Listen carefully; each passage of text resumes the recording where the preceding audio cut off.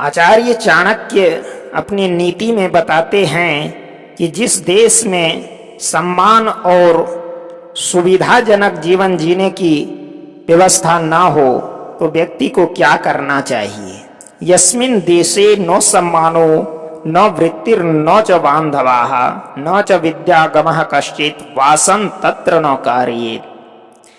इस श्लोक के द्वारा कहते हैं कि जिस देश में व्यक्ति को सम्मान नहीं मिलता और आजीविका के साधन भी सुलभ न हो, जहां उसके परिवार के लोग और मित्र आदि भी न हो, उस देश में रहना उचित नहीं। इसके साथ ही चाणक्य ने यह महत्वपूर्ण बात भी कही है कि यदि ऐसे देश में विद्या प्राप्ति के साधन भी न हो तो उस देश में मनुष्य को कभी नहीं रहना चाहिए, वहां कभी वास नहीं करना चाहिए। यह तो बहुत ही सामान्य समझ की बात है कि प्रत्येक व्यक्ति चाहता है कि मानव के रूप में उसे सम्मान प्राप्त हो, और नहीं तो वह जो कुछ भी काम काज करता है उसे दृष्टि में रखते हुए उसके अनुरूप उसका आदर किया जाए। यह एक बहुत सामान्य इच्छा है। प्रत्येक व्यक्ति के मन में ऐसी इच्छा समय समय पर बलवती भी हो उठती है। यदि उसका किसी देश अथवा स्थान पर सम्मान न होगा तो वह वहां रहना उचित नहीं समझेगा। मनुष्य के लिए किसी न किसी प्रकार की आजीविका का होना बहुत आवश्यक है। मनुष्य अपनी आजीविका की खोज में सुदूर देशों की यात्रा करता है, परंतु यदि उसे वहां कोई काम धंधा नहीं मिलता अथवा उसकी रोजी रोटी का प्रबंध नहीं होता तो वह वहां क्यों रहेगा। यह भी सब जानते हैं कि मनुष्य एक सामाजिक प्राणी है। वह समाज में रहना, बैठना, उठना और उससे संबंध स्थापित करना चाहता है। वह कभी अकेला नहीं रहता।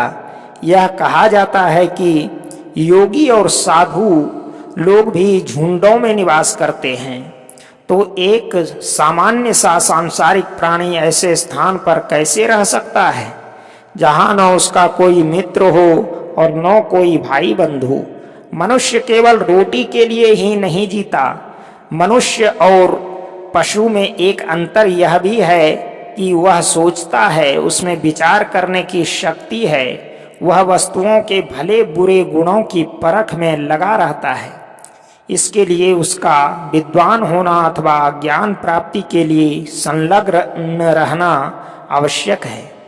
जिस देश में इनमें से कोई भी बात प्राप्त न हो, कोई भी सुविधा न हो, तो भला मनुष्य ऐसे स्थान पर क्यों रहेगा। यदि इस बात को अत्यंत साधारण परिप्रेक्ष्य में रखकर देखा जाए तो कोई पशु भी ऐसे स्थान पर नहीं रहेगा जहां उसे न कुछ खाने को मिले, न उसके साथ कोई प्यार दुलार करने वाला हो। आदमी के समान पशुओं में भी इकट्ठे मिलकर रहने की प्रवृत्ति होती है। यदि वहां उसकी जाति अथवा नस्ल के प्राणी नहीं मिलेंगे तो वह भी एक दिन अपने आप विनाश को प्राप्त हो जाएगा।